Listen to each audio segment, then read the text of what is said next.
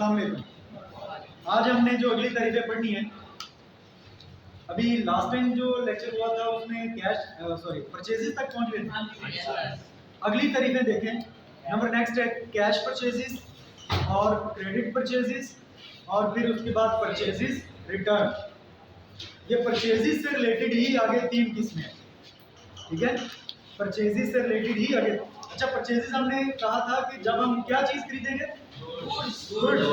जब गुड्स खरीदेंगे तो उनको अकाउंटिंग के रजिस्टर में जब लिखेंगे तो लिखते वक्त उनका नाम हमने गुड्स नहीं लिखना। क्या लिखना है? परचेज या परचेजेस। मैंने जो आपको डेफिनेशन पढ़ाई थी वो परचेज की थी या परचेजेस की? परचेजेस की डेफिनेशन है, वो परचेज की डेफिनेशन नहीं है। हम लोग उसको परचेजेस ही लिखेंगे। जब जहां पर आप लिखा हुआ देखें परचेजेस, तो इसका मतलब है कि आपने क्या खरीदा है? गुड्स खरीदा। अच्छा, गुड्स किसे कहते हैं? कारोबार में कोई भी ऐसी चीज जो हम बना रहे हैं या जो हम खरीद के लाए, लेकिन किस लिए? बेचने के लिए। इस्तेमाल करने के लिए नहीं। इस्तेमाल करने के लिए नहीं।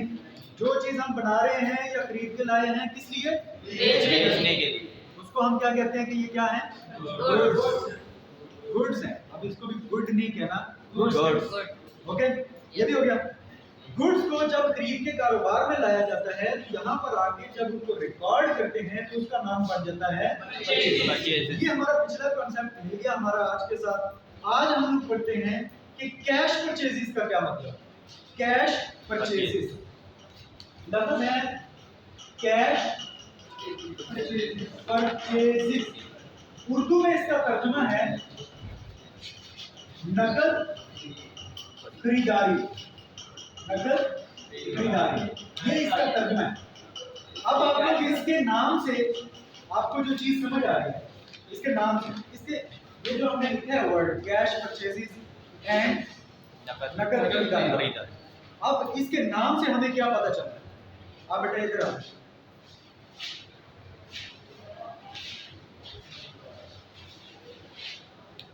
नकद खरीदारी एंड कैश परचेज, इसका क्या मतलब है? कोई बताएगा?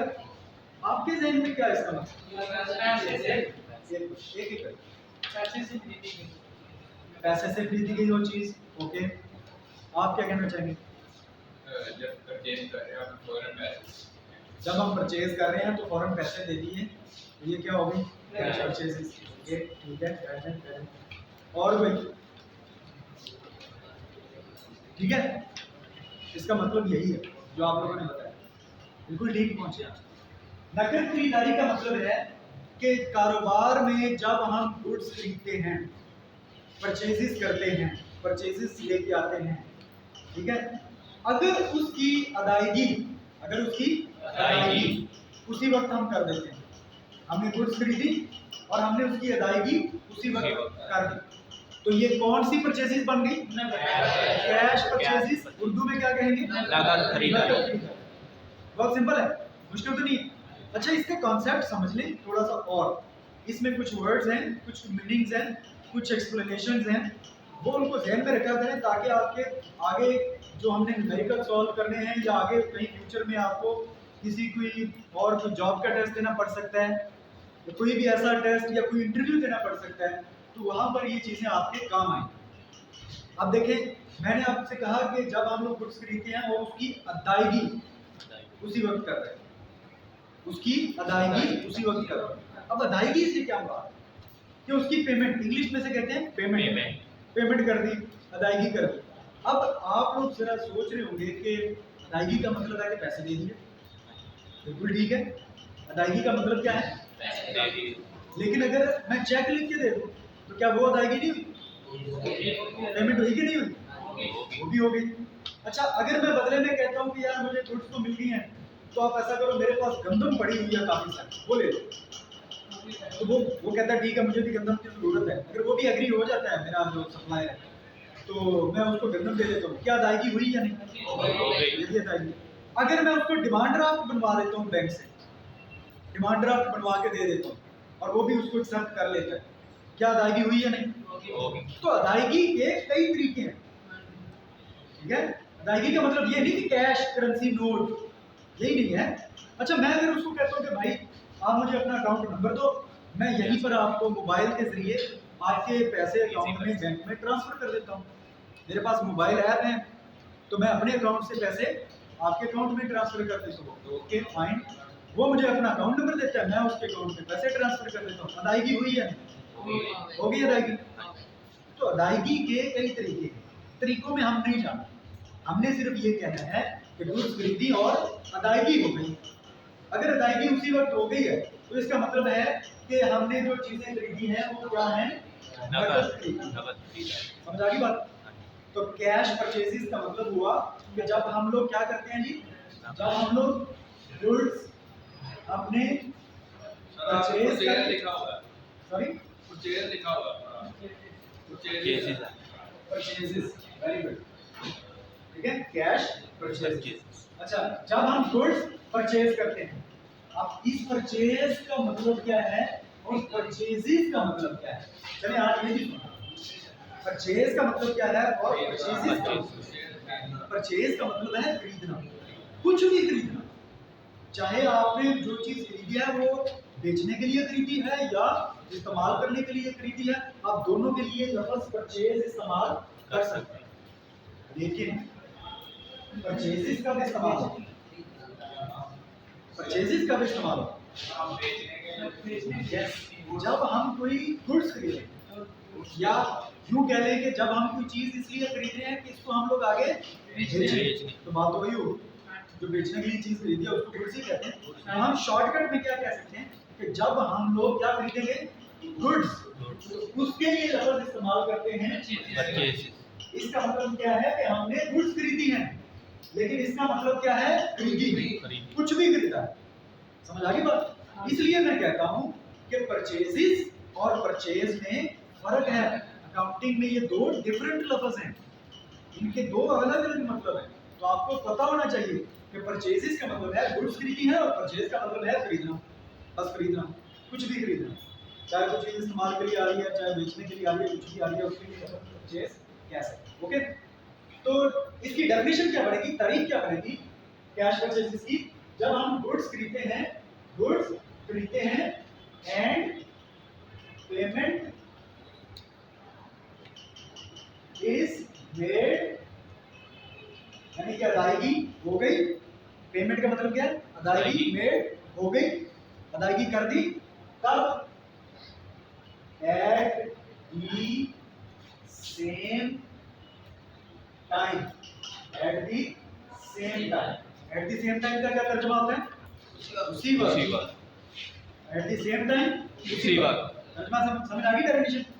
जब हम क्या खरीद रहे हैं, गुड्स खरीदते हैं और उसकी अदायगी कर देते हैं एट दी सेम टाइम, उसी वक्त, तो ये क्या कहलाएगी? Cash purchase. समझ आ गई बात? अच्छा, बुक दे दे मुझे, ताकि इसमें जो मटेरियल लिखा हुआ है मैं वो भी आपको पढ़ के सुना दूं, ताकि आपको कोई समझने में, घर जाके याद करने में मुश्किल ना हो। कैश परचेजेस लिखी हुई हैं नंबर 7 पे, आपके ये जो एंड के पेज हैं, पेज नंबर 525, 525 पेज पे 7वें नंबर पे देखें, लिखा हुआ कैश परचेजेस। अब मैं उसको पढ़ रहा हूँ, उसमें देखिए क्या लिखा हुआ, if goods are purchased, if का मतलब क्या होता है? अगर गुड्स आर परचेज्ड, खरीदी गई हैं, फ्रॉम अ सप्लायर, एक सप्लायर से, सप्लायर उसको कहते हैं जो चीजें बेच रहा है, ठीक है, हमें बेच रहा है, फ्रॉम अ सप्लायर, एक सप्लायर से, and payment is made to him, और उसको अदायगी कर दी गई, कब? एट दी सेम टाइम, उसी वक्त। तर्जुमा समझ आ गया? अगर हम गुड्स खरीदते हैं किसी सप्लायर से और उसको अदायगी उसी वक्त कर देते हैं, तो ये क्या कहलाती है? Such purchases are known as cash purchases. तो इस तरह की जो परचेजेस होती हैं वो कहलाती हैं कैश परचेजेस। यही लिखा हुआ है, यही मैंने आपको समझाया था। समझ आ गया सबको? लिख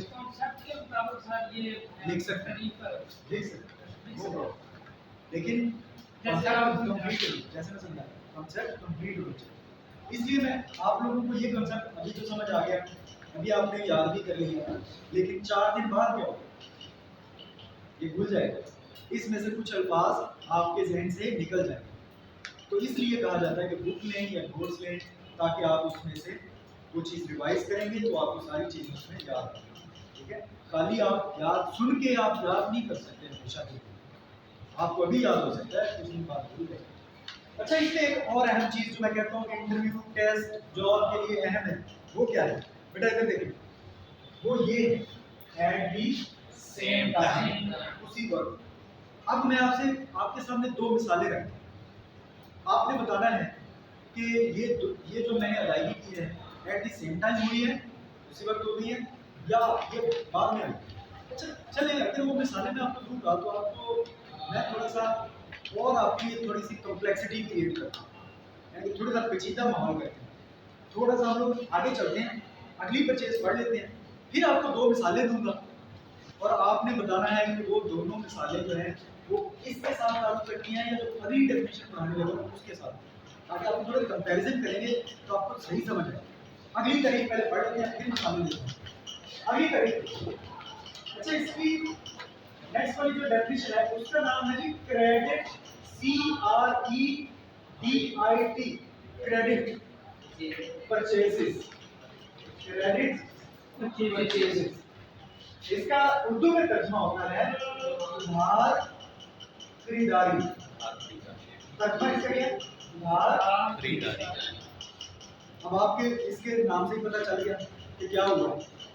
अब हमने यहाँ पर क्या किया है, गुड्स खरीदी हैं, सप्लायर से गुड्स खरीदी हैं, लेकिन ऐसे नहीं कहना, अदायगी कहना, और उसको अदायगी उसी वक्त नहीं की, बल्कि हम उसके साथ एक प्रॉमिस करते हैं, उसके साथ हम एक वादा करते हैं कि we will make this payment, कि हम ये अदायगी करेंगे आफ्टर सम डेज, हम कुछ दिनों का उससे टाइम लेते हैं, 5 दिन, 10 दिन, महीना, 2 महीने हम टाइम लेते हैं, और फिर उस मखसूस तारीख को या तो हम डेट तय कर लेते हैं कि अगले महीने की 20 तारीख को, यानी कि ये अक्टूबर चल रहा है फॉर एग्जांपल, तो नवंबर की 20 तारीख को हम आपको पैसे देंगे, या हम कहते हैं कि 20 दिन बाद आपको पैसे दिए जाए, या तो कुछ दिनों का टाइम होता है या फिर कोई एक फ्यूचर में मुस्तकबिल की कोई एक तारीख तय कर ली जाए कि फलां तारीख को पैसे दिए जाएंगे।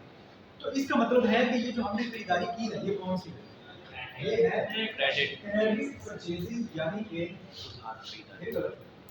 परचेसेस, क्रेडिट परचेसेस, या उर्दू में क्या कहेंगे, उधार खरीदारी। सिंपल है ना, मुश्किल तो नहीं आ रहा, अभी तक तो सिंपल चल रहे हैं हम लोग। परचेसेस, ये देखो क्रेडिट है एक लफ्ज, एक परचेसेस। परचेसेस के लफ्ज से आपको फौरन समझ आ जानी चाहिए कि ये क्या है, ये हम गुड्स खरीद, और क्रेडिट का लफ्ज का मतलब क्या है, उधार। आपको फौरन समझ आ गया, अच्छा हमने गुड्स खरीदी है, हमने कुछ और नहीं खरीदा, हमने क्या खरीदा है, गुड्स। अगर गुड्स खरीदी है तो ही ये लफ्ज परचेसेस है, अगर गुड्स ना खरीदी होती तो यहाँ पर कुछ और, ठीक है, तो परचेसेस। समझ आ रही बात? ओके, अब इसकी तारीफ हम शॉर्टकट में ऐसे लिखते हैं, फिर बुक से पढ़ते हैं, 2 दफा पढ़ लेंगे, हमारा कॉन्सेप्ट क्लियर हो जाएगा, फिर आपको मिसालें दूंगा और आप लोग जज करेंगे कि ये कैश परचेसेस है या credit purchases.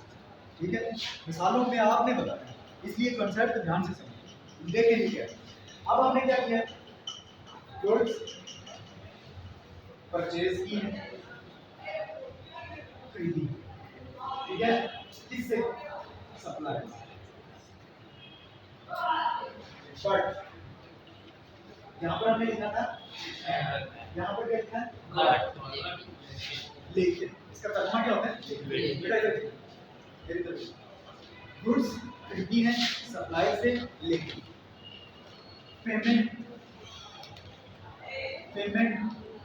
Is not made, payment is not made, यानी क्या था, पेमेंट इज मेड, अदायगी कर दी, लेकिन यहाँ पर क्या है, पेमेंट इज नॉट मेड। ये डैश डैश जो मैं लगा रहा हूँ ना, डैश डैश, ये इसमें कुछ अल्फाज का बीच में से नहीं है, शॉर्टकट, ठीक है, तो पेमेंट इज नॉट मेड, कब की सेम टाइम उसी वक्त अदायगी नहीं, उसी वक्त अदायगी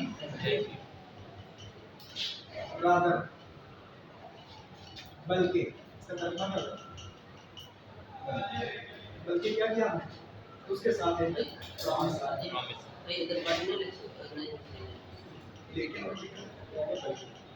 इसका तर्जुमा आप करते हैं गुड्स खरीदी सप्लायर से, लेकिन यहाँ पर लगेगा लेकिन पेमेंट उसी वक्त अदा नहीं, बल्कि बल्कि क्या किया? पेमेंट नहीं दी, बल्कि क्या किया? एक वादा किया, प्रॉमिस किया कि फ्यूचर में किसी तारीख का वादा किया कि फलां दिन हम लोग अदायगी करेंगे। तो इसको कैसे लिखेंगे? Rather promise is made to pay, बल्कि वादा किया गया है कि हम अदा कर देंगे। कब?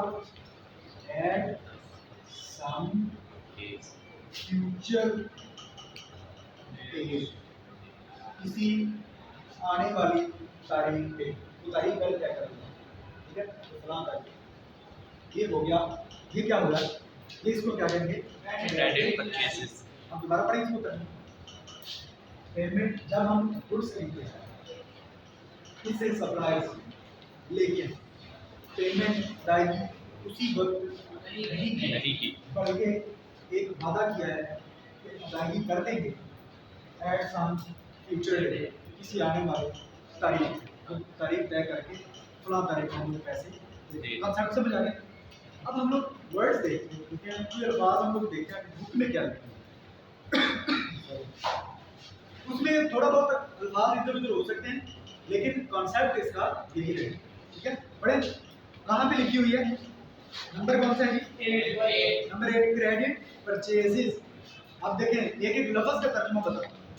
If goods are purchase from a supplier, अगर किसी सप्लायर से गुड्स खरीदी जाए, खरीदी गई, and payment is not made to him at the same time, लेकिन उसको अदायगी उसी वक्त नहीं की गई, फिर क्या होगा? रादर बल्कि the payment is arrange to be made, बल्कि पेमेंट करने का इरादा जाहिर किया गया, उनको तय कर लिया गया। अरेंज मतलब तय कर लिया गया कि पेमेंट की जाएगी, ये तय कर लिया गया। एट सम फ्यूचर डेट, किसी आने वाली कोई मुस्तकबिल की आने वाली कोई तारीख पे कहा कि उस तारीख को हम लोग अदायगी कर देंगे। Such purchases are known as credit purchases, इस तरह की जो परचेजेस होती हैं उनको कहा जाता है क्रेडिट परचेजेस। डन? वही अल्फाज है, मेरे ख्याल में 19-20 का ही कोई फर्क पड़ा। अरेंज एक वर्ड है, ठीक है, कि तय कर लिया गया। अरेंज का मतलब है तय कर लिया गया। अच्छा, ये अब मैं देता हूँ आपको कुछ मिसाल, आपने बताना है कि ये उधार खरीदी है या नकद, ठीक है? एक मिसाल ये है कि मैंने एक सप्लायर से गुड्स खरीदी, फिर दूसरे सप्लायर से गुड्स खरीदी। पहले सप्लायर से जब मैंने गुड्स खरीदी हैं सुबह 8 बजे, सुबह 8 बजे, सुबह 8 बजे मॉर्निंग में मैंने गुड्स खरीदी है, और उसको मैं कहता हूँ यार पेमेंट मैं आपको कर दूंगा, लेकिन अभी मेरे पास पैसे नहीं है, चेकबुक भी मैं नहीं लेके आया, मोबाइल पे आजकल ऐप जो है वो चल नहीं रही है, तो आप ऐसा करें कि शाम को पेमेंट कर दूंगा। फिर गुड्स कब खरीद रहा हूँ? सुबह 8 बजे। पेमेंट मैंने कहा शाम को 4 बजे कर दूंगा, ओके? दूसरे सप्लायर से मैंने गुड्स खरीदी, जब दूसरे सप्लायर से गुड्स खरीदने गया तो मैं पैसे लेके गया सर, ठीक है? उससे मैंने खरीदी है तकरीबन कोई 11 बजे गुड्स, 11 बजे, 3 घंटे मुझे उधर लग गए, तो दूसरे सप्लायर के पास जाते जाते मुझे 3 घंटे का टाइम गुजर गया। 11 बजे मैं उसके पास पहुंच गया, उससे मैंने कुछ गुड्स खरीदी, उसको मैंने पैसे दे दिए, ठीक है? पैसे दिए लेकिन वो कम थे, पैसे मेरे कम थे। मैंने उनसे कहा कि आपको मैं साथ एक चेक ना लिख दूँ? उन्होंने कहा ठीक है।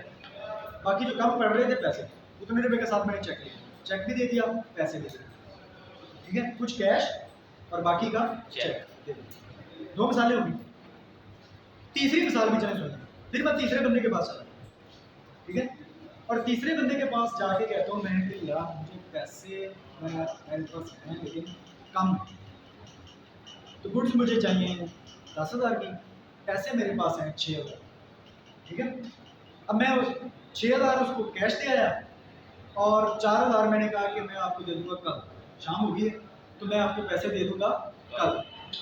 उसने कहा ठीक है कल दे दे पैसे, 4,000 रह गया बाकी। 3 एग्जाम्पल होगी। पहली मिसाल में क्या था, सुबह 8 बजे गुड्स खरीदी, मैंने कहा शाम को 4 बजे पैसे दे दो। दूसरी मिसाल में क्या था, गुड्स खरीदी, आधे पैसे दे दिए और आधों का चेक दे दिया। तीसरी मिसाल में क्या है, शाम हो चुकी है, 6,000 दे दिया, 4,000 का कल दो। पहली मिसाल मुझे बताएं, कैश परचेज है या क्रेडिट? कौन सी है? Credit credit credit credit credit. अब सब सुबह 8 बजे कुछ खरीदी, शाम को 4 बजे पैसे देने हैं। जो मेरी परचेज हुई है वो कैश परचेज है या क्रेडिट? Cash credit.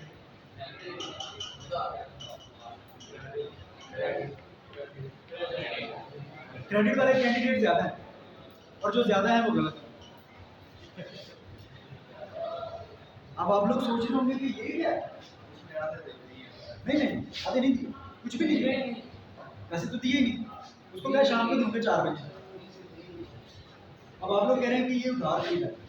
यही कॉन्सेप्ट मैं आपको समझाना चाह रहा हूँ, इसलिए मैंने सर्कल लगाया था कि एट द सेम टाइम का मतलब क्या है। एट द सेम टाइम का मतलब ये नहीं है कि मैंने अभी चीजें खरीदी, काउंटर छोड़ने से पहले पैसे दो। एट द सेम टाइम का मतलब है भाई रात 12 बजे तक, जब डेट चेंज होती है ना, डेट रात को 12 बजे अगली डेट शुरू हो जाती है, उससे पहले अगर मैं पेमेंट कर रहा हूँ तो इसका मतलब है कि वो एट द सेम टाइम उसी दिन हो रही है, उसी तारीख में। आप यूँ समझ लें कि एट द सेम टाइम का मतलब है एट द सेम डेट। जिस तारीख को मैंने चीजें खरीदी हैं उसी तारीख में अगर मैं पैसे दे देता हूँ, चाहे रात को 12 बजने से 1 मिनट पहले दे देता हूँ, ये इसका मतलब है कि ये पैसे जो मैंने दिए हैं, ये जो परचेजेस मैंने की हैं, ये कौन सी हैं? Cash purchase. अब याद रहेगा कॉन्सेप्ट? ठीक है, ये असल में क्या है? Cash purchase. तब तक ये कैश परचेजेस है जब तक आप पेमेंट करते हैं within the same date. Okay, अब आ जाए दूसरी मिसाल। यहाँ पर सेम टाइम लिख सकते हैं आप, एट द सेम डेट क्या लिख सकते हैं, नो प्रॉब्लम। अब यहाँ पर एट द सेम डेट भी लिख सकते हैं, सेम टाइम की जगह सेम डेट भी लिख सकते हैं, नो प्रॉब्लम। अच्छा, अब आ जाए दूसरी चीज। अब तो मेरे को बाकी दो क्लियर ही हो गया। दूसरी में हमने क्या किया था, आधे पैसे दे दिए और आधे का चेक दिया, क्या है? Cash purchase. तीसरी में क्या हुआ, शाम को हमने कुछ खरीदी, अगले दिन हमने क्या पैसे दे दिए आपको, 6,000 दे दिया। अब बताओ 6,000 दे भी दिया, 6,000 दे भी दिया, 4,000 बाकी रहे। अब आप इसको क्या कहोगे, ये कैश है या क्रेडिट है? क्रेडिट है। चलो अब इधर से शुरू करते हैं। आधे पैसे दे दिए कैश, आधों को वादा कर लिया, 6,000 दे दिया, 4,000 कल दे दो। अब ये जो हमने चीजें हम 10,000 की सारी ली हैं, क्रेडिट है। क्रेडिट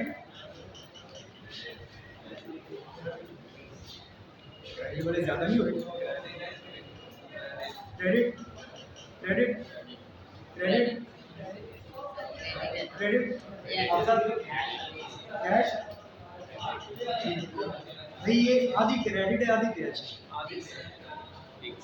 6,000 दे दिया, जितनी को परचेजेस आपने कर ली हैं, जिनके पैसे आप दे चुके हैं वो परचेजेस आपकी हैं कैश, और जितनी को परचेजेस आपने कर ली हैं लेकिन उसके पैसे नहीं दिए वो हैं क्रेडिट।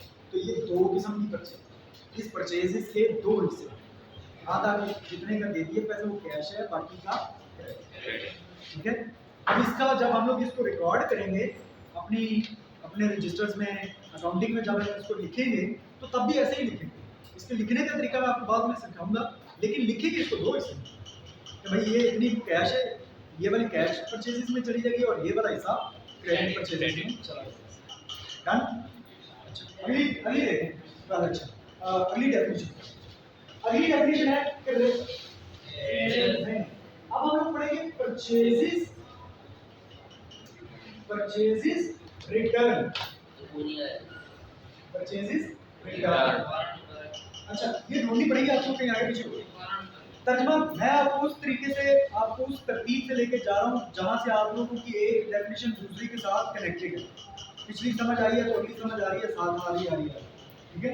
तो जो एक जैसी है वो हमें इकट्ठी कर रहे हैं। परचेजिंग रिटर्न को उर्दू में कहते हैं खरीदारी की वापसी। नाम से पता चल गया। अब क्या हुआ, लेकिन इसमें भी बात समझने वाली कुछ है, कुछ ऐसी चीज है इसमें जो आपको इंटरव्यू में काम देगी, जो आपको टेस्ट में काम देगी, कुछ है इसमें। देखो ध्यान से समझो। परचेजिंग रिटर्न, परचेजिस मतलब क्या खरीदा है, रिटर्न मतलब वापस कर। क्या खरीदा था, गुड्स। क्या किया उनको, वापस। जब हम गुड्स को वापस करते थे, खरीदी हुई गुड्स को वापस कर देते हैं अपने सप्लायर, तो उसको हम क्या देते हैं, परचेजिस रिटर्न। अच्छा, इसमें समझने वाली बात ये है कि आपने गुड्स खरीदी, हमने कारोबार में गुड्स खरीदी, लेके भी आ गए, आके अब ये नहीं है कि मेरा दिल नहीं कर रहा यार, ये चीज़ें मुझे पसंद नहीं है, बस ठीक है। मैंने कहीं भी वही चीज़ें गुड्स देख के मैं वहां पर सिलेक्ट करके खुद पसंद करके चीज़ें लेके आया था, सारी ठीक है, कोई मसला नहीं है, प्रॉब्लम नहीं है। एक ही मसला है, वो क्या मसला है, मुझे पसंद नहीं है, दिल नहीं कर रहा, मैं नहीं लेना चाह रहा, बस उठा के मैंने, इसलिए मैंने उठा के वापस कर। भाई कारोबार में ऐसी चीजें वापस होती ही नहीं, आप करोगे भी नहीं हो, ठीक है। कारोबार में चीजें वापस करने के लिए कोई ना कोई बेस होनी चाहिए, कोई ना कोई वजह होनी चाहिए। बगैर वजह के चीजें वापस नहीं होती। वो वजह क्या हो सकती है, नंबर 1, आपने चीजें मंगवाई, उसकी जिम्मेदारी थी वो चीजें यहाँ पर पहुंचा के जाता, वो लेके आया, जब यहाँ पर आपने चीजें खुली, बीच में से कुछ टूटी निकली, टूट गई हैं कुछ चीजें, तो जो टूट गई है आप सिर्फ वो वापस कर सकते हैं, सारी नहीं वापस कर सकते। हाँ, अगर कुछ चीज ऐसी है कि जिसका कुछ हिस्सा टूट गया है, अब वो पूरी की पूरी चीज इस्तेमाल ही नहीं हो सकती, तो फिर तो सारी वापस है। लेकिन अगर आपने 20 जग मंगवाए, उसमें से 4 टूटे हुए निकल आए, कांच के जग थे, शीशे के, 20 मंगवाए, 4 टूटे हुए निकले, तो अब आप ये नहीं कह सकते कि सारे उठाओ वापस। अब हम क्या करेंगे, 4 जग जो है वो उठाओगे, जो टूट गए वो वापस करेंगे और उनके बदले में 4 नहीं लाएंगे, ठीक है। अगर कोई टर्म्स एंड कंडीशन तय नहीं है तो जनरल कंडीशंस में, जनरल हालात में, आम हालात में ये होगा। अच्छा, अब परचेजेस कितनी थी आपकी, कितने जग परचेज किए थे, 20। परचेजेस रिटर्न कितनी हो रही है, ठीक है, 4, 4 जग अमाउंट वापस कर। तो हम लोग अगर फर्ज करो 100, 10, 20, हम लोग 100 रुपए का लगा, 100 रुपए का एक जग, 100 रुपए का एक जग, तो 20 जग कितने के हो, 2000 रुपए के हो। अच्छा, 4 जग कितने के हो, 400 के, 100 रुपए का है, 4 जग कितने हो गए, 400। अच्छा, हमारा जब आई चीजें आई, परचेजेस आई, तो हमने उनको लिखा कि हमारी परचेजेस कितनी हुई हैं, 2000, ठीक है। देखा 4 जग टूटे निकले, 4 जग उठा के उनको वापस कर दिया, तो परचेजेस नीचे लिखेंगे कि परचेजेस हमारी रिटर्न भी हुई है, हमारी कुछ चीजें वापस भी जा रही हैं। परचेजेस रिटर्न वो कितनी हुई, 4 रकम अमाउंट कितनी, 400, तो उसके सामने कितना लिख देंगे, 400। परचेजेस कितनी है, 2000। परचेजेस रिटर्न कितनी कर रहे हैं, 400। बाकी हमारी परचेजेस कितनी रह गई, 1600। एक्चुअल परचेज हमारी कितनी है, 1600। समझ आ रही है बात। तो परचेजेस रिटर्न है, वजह होनी चाहिए कुछ चीज वापस करने की। अच्छा, दूसरी वजह सुनिए, एक तो ये था कि टूटी हुई निकल आई चीज वापस कर, दूसरी वजह ये है कि हमारी चीजें, हमारी जो आई हैं वो हमारी स्पेसिफिकेशन के मुताबिक नहीं है। स्पेसिफिकेशन क्या होती है, जो हम चीजें बताते हैं कि इस चीज में ये क्वालिटी होनी चाहिए, वो चीजें हमारी जो बताई गई थी उसके मुताबिक वो चीजें नहीं। मसलन मैंने एक कंप्यूटर लिया, मैंने कंप्यूटर मंगवाया और मैंने कहा कि इसके अंदर रैम होनी चाहिए 4 GB, इसके अंदर हार्ड डिस्क होनी चाहिए 500 GB, और इसके अंदर जनाब इसका जो प्रोसेसर है वो होना चाहिए 3.5, इस तरह करके मैंने बताया। ये होती है स्पेसिफिकेशन, ठीक है। ये मैंने बताया कि मुझे ये चाहिए। अब जो उन्होंने कंप्यूटर भेज दिया मेरे पास, उसमें जनाब रैम जो है वो 4 GB के बजाय 2 GB की लगी हुई, 2 GB की। जो मैंने बताया था कि 500 की हार्ड डिस्क होनी चाहिए, वो 500 की है, वो ठीक है। जो मैंने प्रोसेसर बताया था कि 3.3 होना चाहिए, 3.5 होना चाहिए, वो निकला जनाब 2.4। प्रोसेसर तो 2.4 है। अब वो मेरी स्पेसिफिकेशन के मुताबिक चीज आई है, नहीं। अब मैं वापस कर सकता हूँ? आप कर सकते हैं। समझ आ गई बात? एक और मिसाल ले लें, तीसरी वजह सुनो। अगर कोई चीज आई है, आपने कुछ सैंपल दिया कि भाई मुझे ये चीज जो ये सैंपल ले लो, मुझे इसी तरह की 100% चीज मुझे चाहिए, ठीक है? अब मैंने सैंपल दिया हो, फर्ज करें मैं गाड़ियों के स्पेयर पार्ट्स का काम कर रहा हूँ, मैंने उनको दे दिया जनाब के वो फिल्टर नहीं होते गाड़ी में फिल्टर, मैंने उनको बताया ये टोयोटा का फिल्टर है, ठीक है, ये गाड़ी का टोयोटा का फिल्टर है, मुझे इस तरह के फिल्टर चाहिए। वो फिल्टर मैंने सैंपल के तौर पे भेजा, तो मुझे इसके साथ बिल्कुल 100% इसके जैसे फिल्टर चाहिए।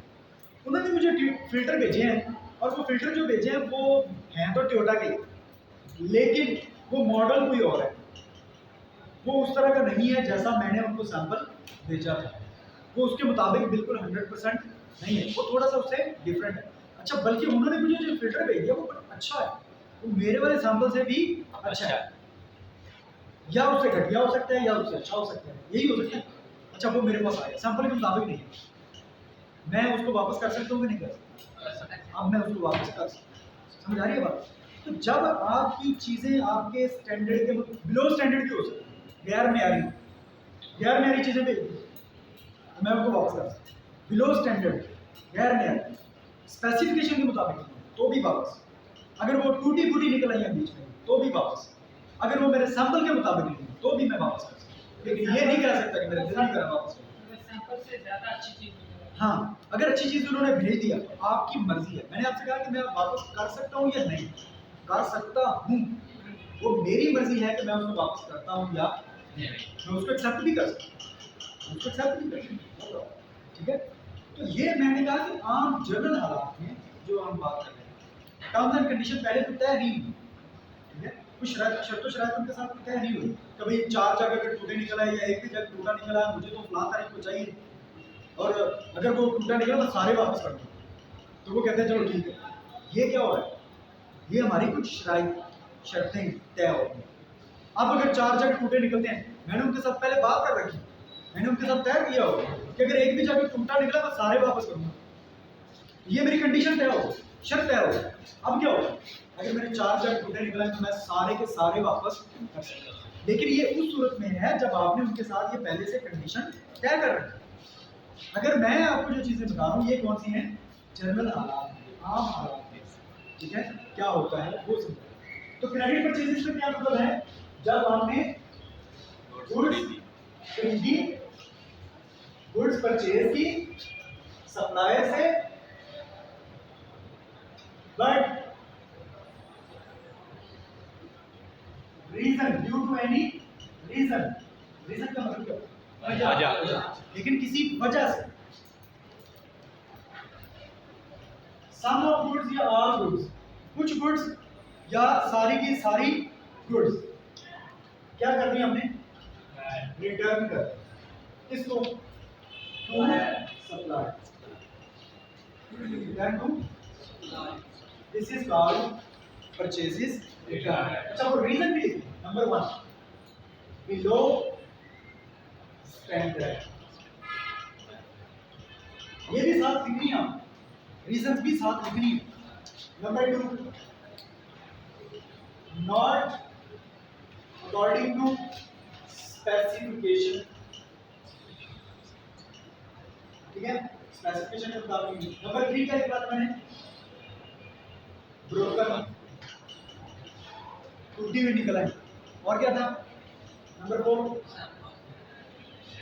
नॉट अकॉर्डिंग टू सैंपल, वो जो मैंने सैंपल दिया था उसके मुताबिक नहीं है, ये रीजन। जब ये तारीफ आएगी तो आपने साथ रीजन भी लिखनी है, ओके? अब इसकी हम बुक से देखते हैं कि बुक में क्या लिखा है। बेटा बुक कितने नंबर पे है? 12 नंबर पे। इसके 2 नाम और हैं, इसको रिटर्न आउटवर्ड भी कहते हैं, परचेजिंग रिटर्न, और इसको रिटर्न टू सप्लायर भी कहते हैं। Return outward and return to supplier, 2 और नाम है इसके। Purchasing return, return to supplier या रिटर्न आउटवर्ड, ये इसके 3 नाम। किसी भी नाम से पेपर में ये डेफिनेशन आ सकती है, ठीक है? अब देखेंगे क्या लिखा है इसमें। गुड्स वंस परचेज्ड, जब एक दफा गुड्स खरीद ली buyers may subsequently be sent back to the seller, हो सकता है कि इनको हम लोग बाद में सेलर को वापस कर दें। सेलर जिसने वो चीजें बेची, सेल होता है बेचना, तो सेलर बेचने वाला, सप्लायर भी इसको कहते हैं, सेलर भी कहते हैं, जिससे हमने चीजें ली। May subsequently be sent back to the seller, वो सारी चीजें हम सेलर को वापस भेज सकते हैं फॉर सर्टन रीजंस, किसी खास वजह से, कुछ खास वजूहात की बिना पर। मगर ये लफ्ज़ बहुत अहम है, ये आपने डेफिनेशन में लाजमी लिखना है, फॉर सर्टेन रीजंस, खास वजूहात की बिना पर। आगे लिखा हुआ that is goods are defective, goods defective निकल आई हैं, not according to specification, damage, टूटी हुई है, और बिलो स्टैंडर्ड या गैर में। Such return of goods to the buyer is known as returns outward. इस तरह की जो रिटर्न है वो बायर के लिए, खरीदार के लिए क्या है, रिटर्न आउटवर्ड या रिटर्न टू सप्लायर, या उसको हम कहते हैं परचेजेस रिटर्न। कल जब मैं आपको नेक्स्ट लेक्चर पढ़ाऊंगा तो नेक्स्ट लेक्चर में आपने मुझसे आते ही ये पूछना है कि सर वो बताएं जरा इसके जो दूसरे दो नाम हैं वो रिटर्न आउटवर्ड और रिटर्न टू सप्लायर, वो इसके क्यों रखे गए। आपने मुझे कल पहले ये याद करवाना है ताकि मैं आपको ये चीजें अगली बता दूं कि इसको रिटर्न आउटवर्ड क्यों कहते हैं और इसको रिटर्न टू सप्लायर क्यों कहते हैं। क्लियर होगी बात? तो इंशाल्लाह कल मिलते हैं अगले लेक्चर में, तब तक के लिए अल्लाह हाफ़िज़।